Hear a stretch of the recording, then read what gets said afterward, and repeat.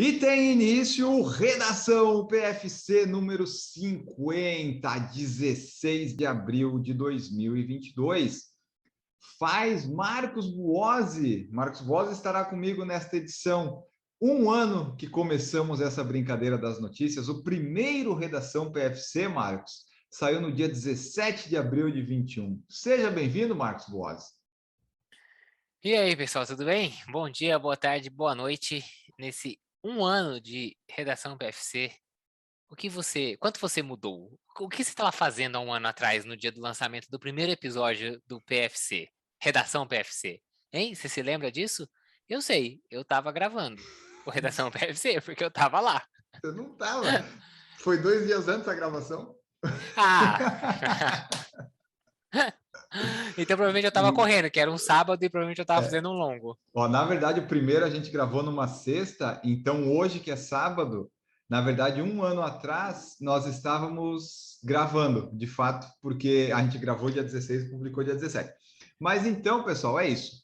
Nós estamos fazendo um ano desse negocinho aqui de notícias. Hoje, dia 16 de abril, é Dia Mundial da Voz e Dia Nacional da Dinamarca, então, dias importantíssimos. E uma coisa que eu recomendo para vocês, não precisa escutar, mas faz uma retrospectiva, vai ver os redações que a gente fez, os títulos dele. Por exemplo, o que saiu, a primeira edição falava da NN Mission Marathon, que o Kipchoge ia correr, que ele ganhou, né? Que era aquela seletiva olímpica. A gente tinha uma notícia que talvez tivesse uma seletiva brasileira da maratona que não aconteceu. Foram os três lá, o Daniel e o Paulo. A gente falou do recorde da meia maratona que a Ruth Shep-Gentili tinha feito, na época 1:4:02. Isso já caiu totalmente, né? Lembra? Teve um que foi feito, que não valeu porque tinha menos, e depois a Yalenzé Fierrolau fez. Nós falamos da Deslinden, do recorde dos 50 quilômetros, e da despedida da contrarrelógio que não ia mais existir em papel. Então, você vê, um ano atrás, o que estava acontecendo. Talvez eu traga algumas coisas dos redação passado, em cada redação agora que vier, para trazer para o pessoal ver o que poderia estar acontecendo. Mas, falando em coisas que aconteceram e vão acontecer, nós temos que falar das notícias e dos fatos da semana que passou e de uma maratona aí que vai acontecer segunda-feira que acho que a maioria do pessoal conhece. Vamos às notícias. Isso aí. O pessoal que vê no YouTube já tem um movimento. Bom, a primeira notícia é a notícia mais importante que nós temos para falar hoje, que é que aconteceu Maratona de São Paulo, 26ª Maratona International Edition 2020, 21, 22, é um monte de nome lá que aconteceu. Mas, enfim, aconteceu a Maratona de São Paulo, voltaram as grandes provas, tinha muita gente. Eu não peguei o número de concluintes porque eu tive preguiça, eu confesso para vocês, mas falaram em torno de 14, 15 mil pessoas. Pode ser um pouquinho menos, mas acho que bateu aí uns 10 mil, tinha 5, 21 e 42 quilômetros. Na largada, quando a gente fez o retorno na 23 de maio, dava para ver uma montoeira de gente, estava bonito ali a prova. E eu vou trazer aqui os resultados para daí a gente ir cronologicamente, porque teve uma retirada de kit um pouco tumultuada, né? Os mortais, que nem o Marcos Boss, tiveram que retirar o kit, tiveram problemas. Eu, por exemplo, não vivenciei isso. Então, para mim, foi tudo perfeito, mas a gente tem que ouvir quem estava lá de fato sofrendo.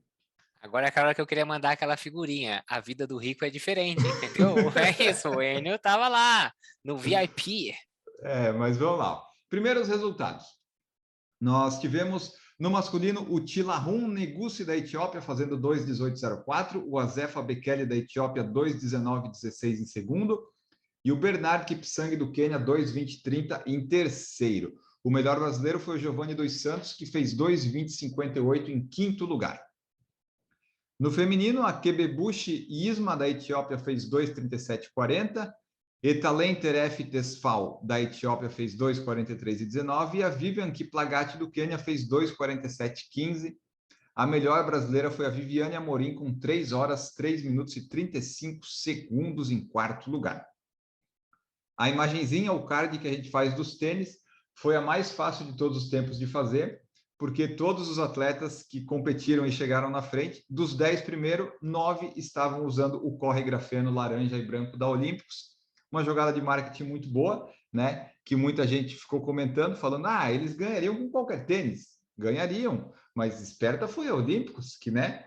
Fez, ele pagou lá, patrocinou. A prova não teve patrocínio, não teve premiação, né? Então isso já desestimulou os grandes atletas que talvez tivessem patrocínio. Tinha só uma premiação para os brasileiros da prova. Então foi uma jogada de marketing muito, muito boa, porque todo mundo ficou falando bem ou falando mal, né? Mas o pessoal gosta mais de falar mal quando é uma marca brasileira. Mas enfim, todo o pódio foi de corre grafeno. Nunca antes na nossa história dos cards, Marcos, tinha acontecido de ter a mesma marca com os mesmos modelos da mesma cor. Já tinha acontecido de ter Nike. Teve maratonas do exterior que teve só Nike e tipo só Vaporfly, mas aí variava a cor e se era o Next ou o Next 2. E em São Paulo foi tudo grafeno laranjinho. A Olímpicos é a patrocinadora master da prova, trouxe os atletas e calçou todos esses atletas de elite com o grafeno. Então, né, fez uma ação aí muito bem feita, aliada ao seu lançamento dos 3 modelos que você já comentou um a um nas edições anteriores aqui no Redação PFC, dos reviews no canal e tudo mais. E aí foi o card mais fácil. O Pedro teve o domingo mais fácil da vida dele ajudando o PFC para fazer esse card, porque o mais difícil foi digitar Kebebushi Isma ou Tilahun Negusi. Isso foi a parte mais difícil que o Pedro teve que fazer esse final de semana. O grafeno dominou tudo.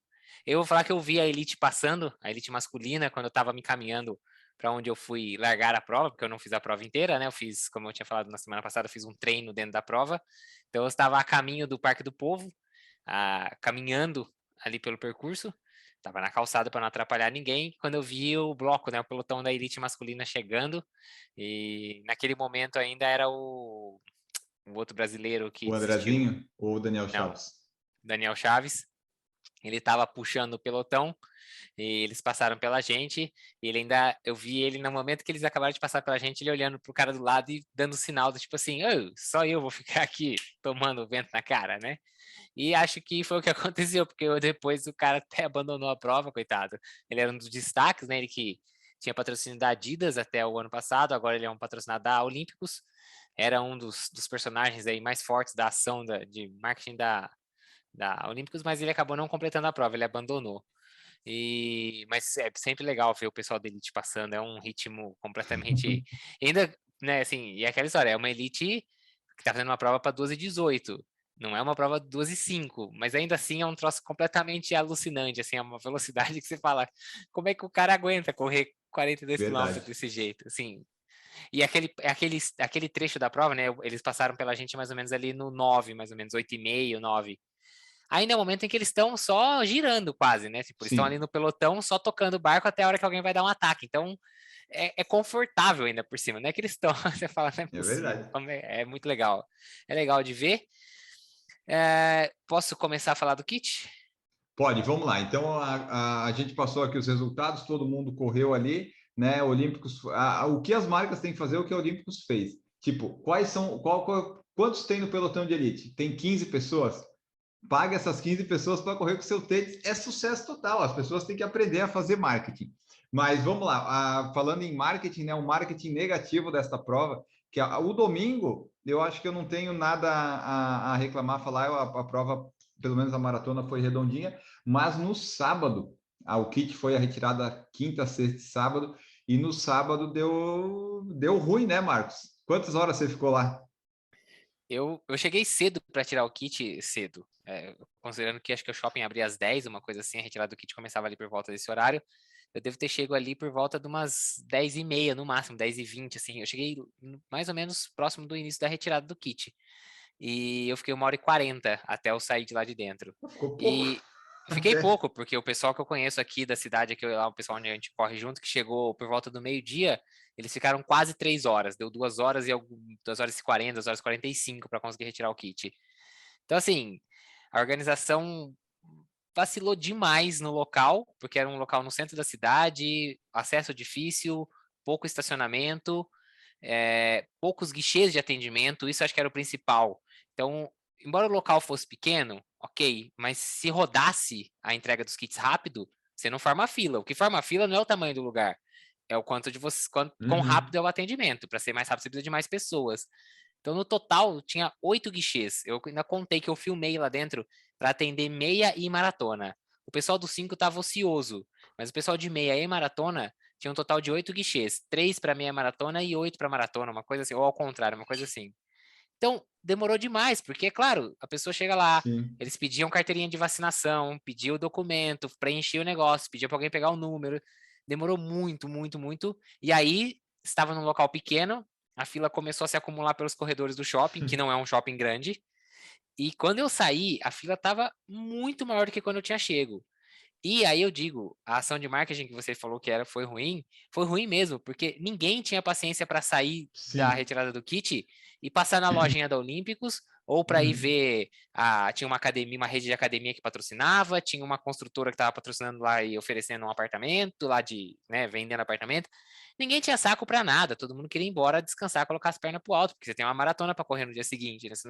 Já não basta ter Ah. ficado 2 horas em pé. Então, assim, total falta de organização.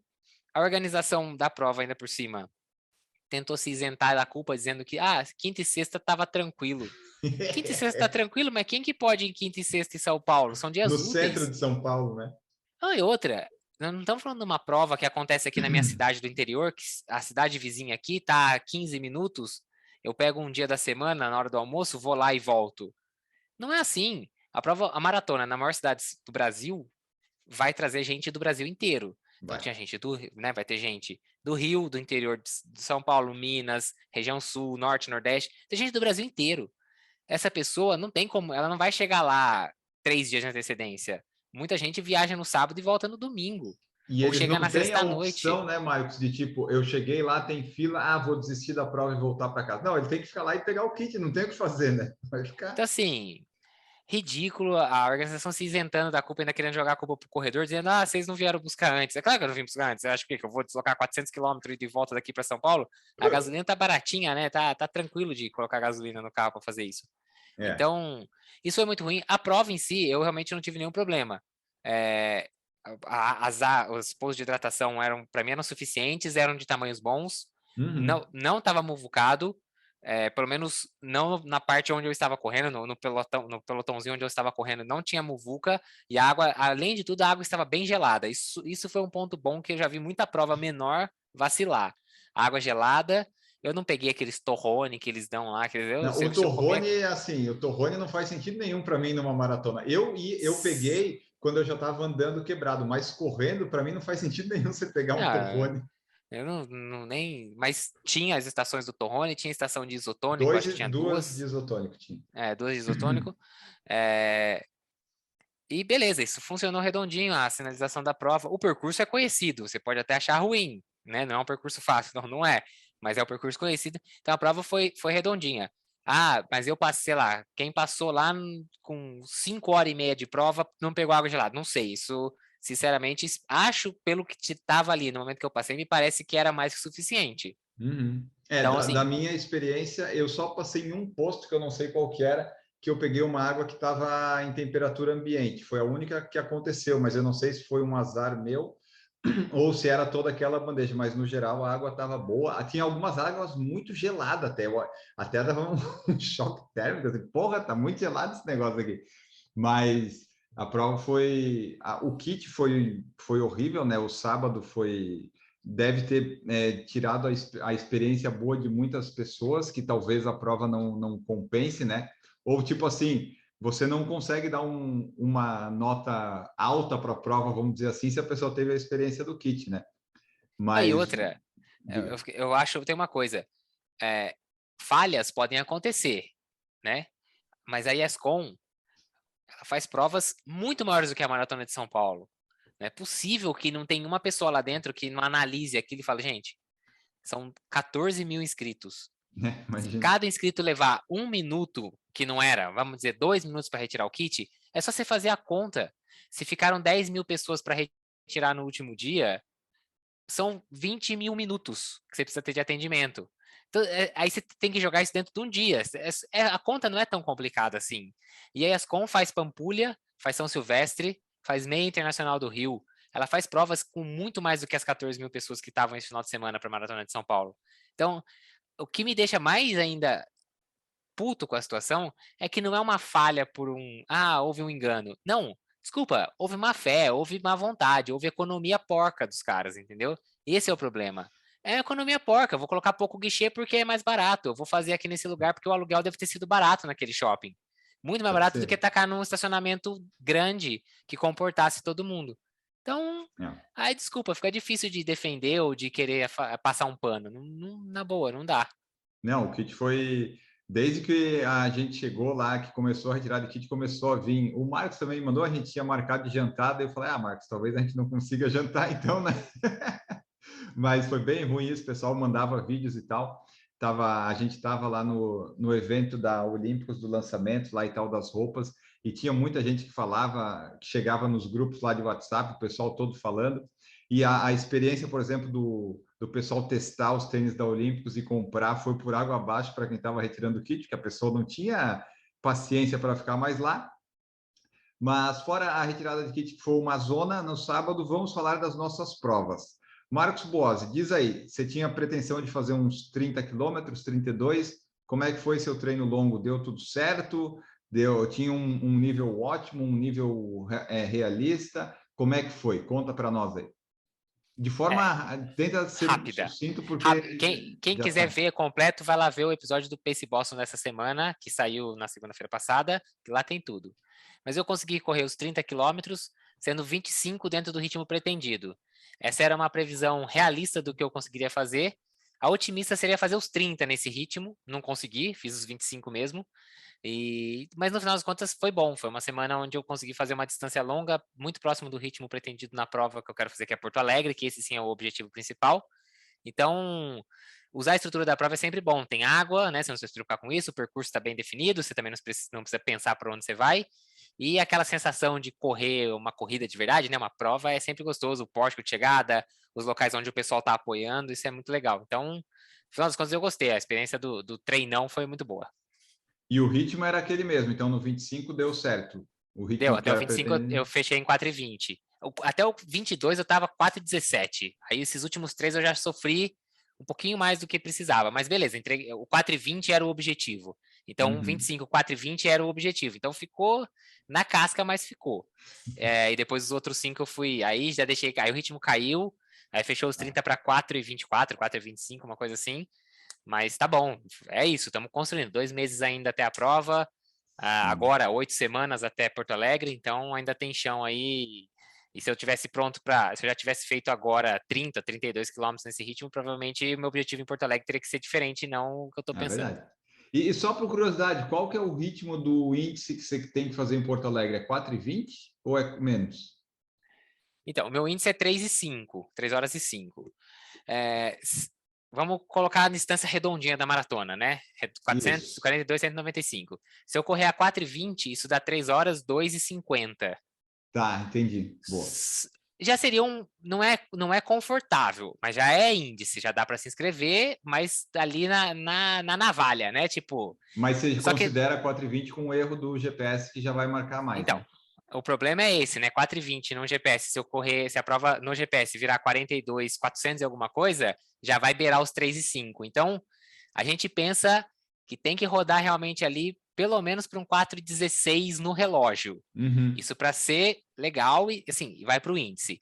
Se for tudo muito bom, até lá estiver muito perfeitinho, 4,12 no relógio, que deve dar um sub 3, mas não Entendi. sei, tá complicado. Quem sabe essa vai ser para Berlim, mas por enquanto Beleza. o índice é o objetivo principal. Prefiro fazer o índice do que sair para tentar um sub 3 e fazer 3,7, entendeu? Quebrado. Sim. Então, se chegando lá perto da prova, perceber que o sub 3 não é uma realidade, vamos para tentar 3,2, 3,2,5, mas que isso pelo menos deu índice, entendeu? Melhor do que quebrar tentando 3 horas. Perfeito. E o Marcos começou ali no quilômetro 10, né? Como ele tinha falado na edição. Então, o Marcos acabou pegando a parte boa do percurso, né? Que pegou do 10 ao 35 antes de começar os túneis, né? Você não Não. pegou túnel Tudo bem, no mas 20. peguei a USP, que é um cacete, e o primeiro túnel ainda estava nos 30. Aí depois o segundo túnel já não tava mais nos 30, Mas sim, os 25 mesmo de ritmo não pegou túnel, porque, puta, não. Se tivesse pego túnel, não teria entregue nem os 4:20. E daí nós tivemos também, eu participando da maratona, eu resolvi fazer a maratona. A meta era correr abaixo de 4 horas, né? Mas era algo mais, vamos dizer, era um negócio do Marcos ali, era mais o otimista do que o realista, porque eu não fiz ciclo bonitinho nem nada. A Olímpicos, quando apareceu a oportunidade em fevereiro, eu disse, vou correr 42. Aí eu coloquei uns longos, eu consegui manter um ritmo legal até o 25, daí depois foi caindo, sentindo um cansaço. Fui intercalando corrida e caminhada quando vinham os postos de hidratação a partir do 25. O ritmo estava legal assim, mas já estava sofrendo. O sub 4 no quilômetro 35 já estava indo embora, mas ainda tinha chance de fazer um 4:2, 4:3. Aí veio a primeira descida dos 3 túneis finais. Aí mudou o jeito de pisar, a coxa começou a doer, daí a Duda estava me acompanhando, né? A Duda correu comigo do 21 ao 38, então muito obrigado, Duda. Me ajudou bastante em não caminhar em alguns momentos, que a gente não caminha mais por vergonha, né? Daí eu mantive correndo um pouquinho mais, mas teve hora que não deu mais quando chegou o túnel, e daí dali foi morro abaixo. Sabe, tipo a represa que tá só com um casquinho? Na hora que eu desci o túnel, arrebentou assim, não tinha mais o que fazer.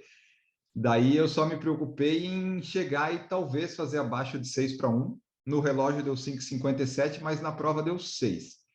No final das contas, eu fiz 4:12 e 56. Olhando em retrospectiva, eu achei que não foi tão ruim. Na hora, né, eu fiquei com uma impressão final ruim, porque os últimos 6 quilômetros foram bem, bem ruins. Mas olhando agora, eu fico vendo que não foi tão horrível para o que eu treinei e para o que eu fiz fazer 4:12 naquele percurso. Então, foi uma experiência boa correr uma maratona, participar de uma prova grande com o pessoal lá. E daí tem que melhorar ainda para uma próxima maratona, fazer mais treinos. Mas o objetivo, né, que seria o sub 4 e o recorde, não foi alcançado. Mas completamos a prova. E mais detalhes, vocês, assim como o do Marcos, vocês acompanhem no YouTube, que o Marcos falou da semana dele. E eu vou ter uma série de vídeos falando de como é que foi a minha prova, as estratégias que eu utilizei, como foi a escolha do tênis e respondendo as perguntas do pessoal no YouTube. Mas foi isso. A prova em si, Maratona de São Paulo, é uma prova, um percurso difícil, uma data que pode fazer calor, vai ter túnel, vai ter subida, então esteja bem treinado. Prova redondinha. Retirada de kit, horrível no sábado. Então, assim, você decide aí. Eu não recomendo você fazer essa maratona, sabe? Se você quiser, faz a meia, faz 5 e vai retirar o kit na quinta e na sexta, porque eu não sei se eles vão arrumar isso no ano que vem, né? Mas essa foi a maratona de São Paulo. Faz a ASICS. É maio, vai estar mais frio, a organização é melhor e o percurso não pega os túneis da JK. É verdade, exatamente. Então, o bom de São Paulo é isso, tem várias opções para você. Nós fizemos a Maratona de São Paulo, a minha segunda prova do ano e a primeira do Marcos, né, que foi meio que um treinão. Daqui a três semanas o Marcos vai participar de outra, daí a gente fala mais aqui. Vamos em frente, falar da próxima notícia. O que foi, Marcos? 2 semanas? Tá, mas vai, tá tudo certo. Quem está ouvindo não sabe. Então vamos em frente, falar do que aconteceu em Roterdã para falar de Boston, para acabar aqui esse nosso redação comemorativo de um ano, falando bastante da prova que a gente participou, mas vamos falar agora também do que aconteceu lá em Roterdã. Bom, nós tivemos a Maratona de Roterdã, que aconteceu no mesmo domingo da Maratona de São Paulo, e nós tivemos vitórias, obviamente, dos africanos, mas dessa vez, Marcos, o africano que venceu é naturalizado holandês, então foi um europeu que venceu a Maratona de Roterdã. A vice-campeã também é uma Exato. naturalizada holandesa, então a gente teve locais no pódio, né? A gente não vê isso muito na Verdade. Europa, embora a gente tenha visto em Paris também, né? Ele tem o francês, que também não é francês, mas sim, estava lá no pódio em terceiro lugar semana passada que a gente comentou. Essa semana, então vamos lá, na Maratona de Roterdã, no feminino, a Raiven Hailu, da Etiópia, ficou em primeiro lugar com 2:22:01. Em segundo lugar, a holandesa, Nienke Brinkman, com 2:22:51. E em terceiro lugar, do Cazaquistão, Zana Mamazanova, com 2:26:54. Já no masculino, o holandês ganhador, ou seria o holandês voador, foi o Abdi Nadie, com 2:04:56. Em segundo lugar, o Leo Gebrselassie, da Etiópia, com 2:04:56, ou seja, o mesmo tempo. Foi ali. Depois, se vocês não viram essa chegada de Roterdã, procurem na internet aí, Uhum. procura que tem nos Twitter, Instagram, YouTube da vida. Foi um sprint espetacular a disputa da chegada. Foi muito, muito legal. Em terceiro lugar, Ruben Kipyego, do Quênia, com 2:05:12.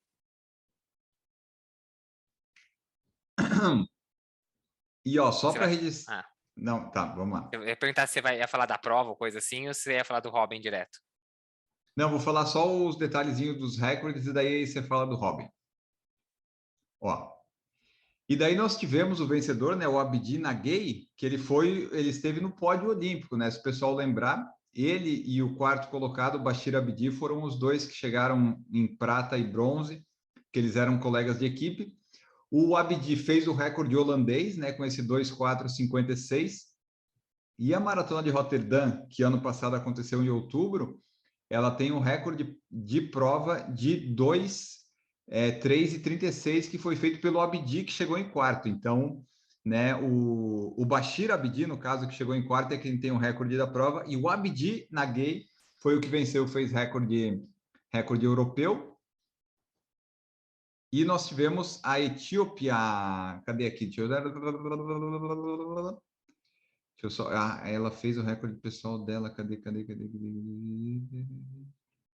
Ah, tá, vamos lá. E a Hailu, que venceu a prova, ela fez o segundo melhor tempo da vida dela. Ela só tinha feito o tempo mais rápido foi em Amsterdã ano passado. Então as provas na Holanda são sempre muito rápidas, mas foi a primeira vitória tanto da Hailu quanto do Abdi Nagay. Então ambos venceram suas primeiras maratonas na carreira. E nessa prova tem um fato aí que o Marcos vai destacar, que nós tivemos um jogador de futebol correndo bem até, né? Então, tivemos outro holandês que a gente pode trazer de destaque aqui. Ele não era um corredor de elite, ele não é africano naturalizado holandês. Ele é holandês de verdade. O jogador, o Arjen Robben, quem se lembra aí, né, o Brasil enfrentou a Holanda, já foi inclusive eliminada pela Holanda na Copa de 2010, se eu não me engano. O Robben Foi. era uma das estrelas da seleção holandesa naquela época. Hoje ele já está com 38 anos e ele participou da prova, né, de Roterdã, na maratona, e ele completou a prova em ótimas 3 horas e 13 minutos. Então, Bom. um bom tempo aí para um atleta de 38 anos, eu diria um belo tempo. Só que acho que ele não ficou muito satisfeito, não. Acho que ele preferia jogar futebol. Ele falou no final da prova, né, quando entrevistaram ele, ele falou assim: não foi nada divertido. Consegui acabar, mas foi apenas isso. Tive muitas vezes que respirar fundo e lutar muito. Foi a verdadeira luta. Então eu acho que ele preferia fazer os treinos de tiro que ele fazia no campo, né, que é mais os Aham. sprintão, do que correr os 42 quilômetros sem parar. Mas fica aí a Boa. curiosidade que o Robin, aos seus 38 anos, completou a maratona de Roterdã esse final de semana. Perfeito. Vamos então agora falar da maratona que acontece segunda-feira, mais uma Major sendo realizada. Sim, Maratona de Boston retorna ao seu mês de abril original para a 126ª edição da prova mais antiga do mundo. Eles esperam 30 mil participantes de 122 países e de todos os estados lá nos Estados Unidos. A prova tem transmissão pela ESPN2.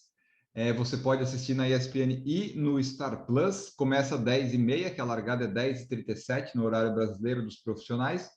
Mas o PFC vai fazer uma live já a partir das 10 da manhã de segunda-feira. Então, se você quiser acompanhar os melhores comentários, você vem aqui conosco que eu e o Marcos vamos comentar esta maratona. E daí, Marcos, traz para nós aí. É que tem muito nome, eu não sei se a gente vai. É muito nome, Marcos. Será que a gente fala a todo mundo que vai estar participando? Vamos falar os 3 principais aí, 3 ou 4 principais.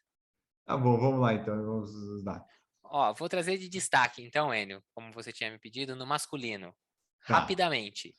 Berrano Leghese, que tem o seu melhor tempo de 2:02:48. tá, Evans Chebet com 2:03. Lawrence Cherono com 2:03:04. Sisai Lema com 2:03:36 e o Kim de Atanal com 2:03:51. Esses são os atletas abaixo de 2 horas e 4, seus principais tempos. Seus principais tempos. A gente ainda tem outros bons atletas, Desisa, Berrano e tudo mais, mas que eu não vou nem trazer aqui, porque senão a gente ia ficar o dia inteiro falando nomes aqui, e a gente sabe que na hora da prova vale mesmo ali a partir do 30, ainda mais Boston, que tem aquela subidinha Heartbreak Hill, ali mais ou menos no 30, 32, e depois vem aquela descidona. Então, o negócio é assistir para ver quem vai ganhar, porque tá todo mundo muito próximo. Não diria que tem um favorito, um grande favorito. Talvez o Bekele fosse o favorito, mas ele acabou anunciando a desistência aí na semana passada, né? Os nomes estão muito... você falou os 5, e eu estava olhando a lista aqui, tem muitos do que você não citou, são pessoas que já ganharam Boston, porque Boston tem essa característica, então o PB não quer dizer nada. Por exemplo, o nosso querido CJ Albertson, que liderou a prova ano passado durante 32 quilômetros, vai estar participando, ele que é o corredor de descida, o melhor corredor de descida do mundo. Ele se considera isso, né? Exatamente. Então, assim, tem muita gente lá, tem pessoal que foi vice em Berlim, que ganhou Nova York, que ganhou Boston, muita gente. Dá para contar pelo menos uns 15 nomes, vai ser bem divertida essa prova, eu espero que seja muito boa mesmo. Realmente tem muito nome bom no masculino, mesmo com a saída do Bekele, a quantidade de nomes promissores aí são vários, diversos. E no feminino também. Não fica para trás também não, né? Vamos falar aqui, ó. Só abaixo de 2 horas e 18 a gente tem 3 atletas. Então a Pérez Jepchirchir com 2:17:16, a Joceline Jepkosgei com 2:17:43 e a Degito Azimeral com 2:17:58. Então, assim, e aí eu vou fazer a mesma coisa, tá? A gente tá deixando um monte de bons nomes aqui de ganhadoras de outras majors de fora, porque a gente ficaria muito tempo falando Kiplagat, a Deslinden, que a gente já falou várias vezes aqui, Molly Seidel, isso porque a Sarah Hall, né, foi uma atleta também que anunciou sua desistência semana passada por causa de uma lesão no joelho, se não me engano, né, Isso. Acho que foi isso. Então, assim, talvez Boston, que geralmente não traz muitos atletas de elite, né? Porque no primeiro semestre muitas vezes tem Londres, que paga muito melhor, uma prova muito mais rápida, atrai muito mais a elite mundial. Esse ano Londres também ficou para o segundo semestre, então no primeiro semestre tinha Tóquio ou Boston entre as majors. E acho que aí acabou sobrando bastante atleta de top mesmo, de elite, para Boston. Então a prova promete tanto no masculino quanto no feminino. Não percam. Segunda-feira é dia de levar aquele celular, deixar escondidinho ali, colocar pelo menos um fonezinho para escutar nossos comentários, e dar aquele migué no trampo ali, das 10 até mais ou menos 1 da tarde. Mais ou menos isso. Dá aquele miguezinho que vai valer a pena escutar os comentários sobre essa prova. Isso, fica ali no Alt Tab, pessoal, que não tem problema. E são muitos Deixa uma planilha do Excel aberta e deixa o Alt Tab pronto aqui. Aí qualquer coisa, dá aquele Alt Tab rapidinho. Para atualizar a planilha dos tempos, né, da prova, dos vencedores.